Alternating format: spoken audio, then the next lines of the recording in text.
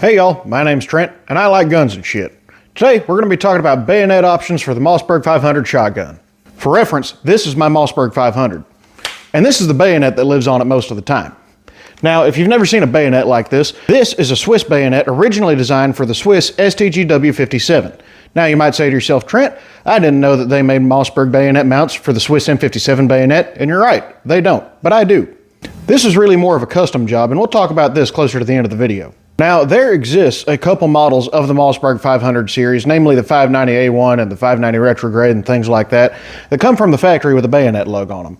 But if you're like me and you don't have one that had the bayonet lug on it from the factory, you can get the aftermarket bayonet lug from NC Star. That's what I did. That's what's sitting on it right now.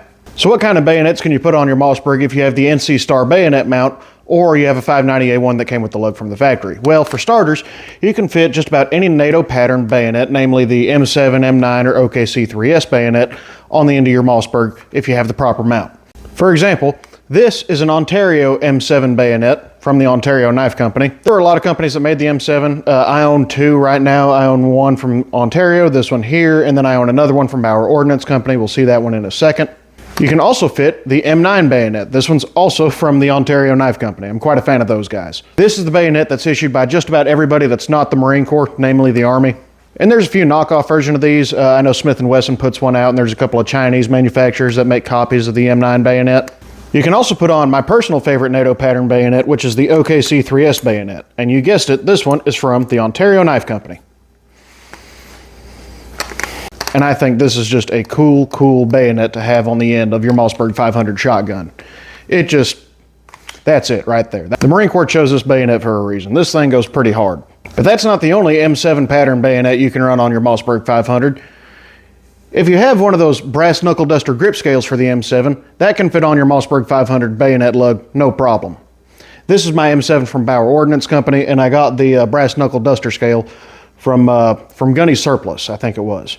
The story behind these is that they were never officially adopted by a big army or anything like that. However, when some guys were showing up in Vietnam, they just kind of, had these and nobody really told them not to. So the story goes stateside, there were 1 or 2 battalions that commissioned a local foundry to cast these, and then they showed up to Vietnam with them.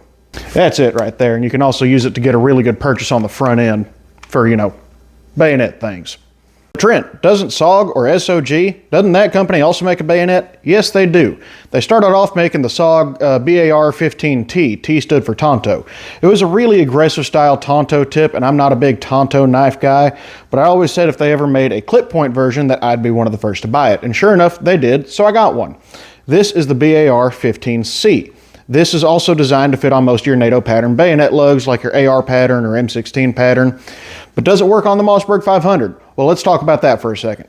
So you can probably see here, the handle on the SOG bayonet has a bunch of bumps along the way.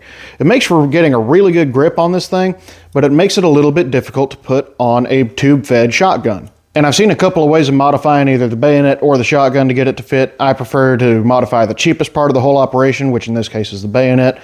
So you can just sand down the back of this hump right here and the one on the very front there. Now, be in mind, if you're going to sand this is made of G10, so wear a good mask or respirator if you're going to do that. It fits it pretty damn nicely, if I say so myself. This has a very similar profile to the M9 bayonet that we just saw, but I like this one a little bit better. It's got a little bit of a beefier tang to it. All around, I feel like it's a better knife. This bayonet does go incredibly hard on the end of this Mossberg 500, if I do say so myself. All right, Trent, now that's enough rambling on about nothing. So tell us about that Swiss bayonet and how you got it to fit on the end of your Mossberg. Well, I'm glad you asked. So it was actually pretty easy. Like I said, this is the bayonet mount from NC Star. There's another company, S&J Hardware, makes a bayonet mount for the Mossberg as well. This is half of that system. Now, if you're going to do what I did, you're going to have to get the S&J mount because the NC Star mount is aluminum. And unless you can weld steel to aluminum, then it's going to be a little difficult to do what I did. So a customer at work came in and gave me this Swiss M57 bayonet. Now, I did not have anything that could mount this, which I felt just to be a crying shame. So upon a little bit of investigation, I got a rough idea of what the bayonet lug for the Swiss STG-W57 looked like, and I kind of fabricated one here at the house. Making the lug itself was actually the easiest part of the whole operation. All I did was take a screwdriver that was roughly the same diameter on the shank there, cut the end off, rounded that off, and placed one notch right in the center of it.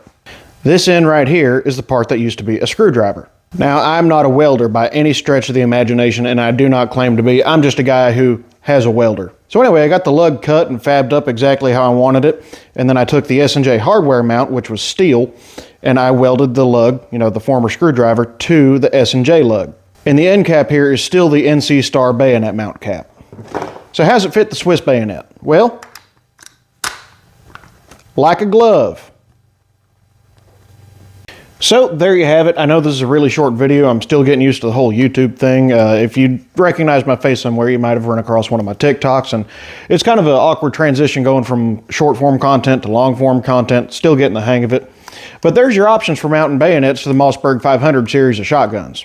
I've got a couple other custom bayonet projects I've done. I love putting bayonet lugs on things that weren't designed to take them.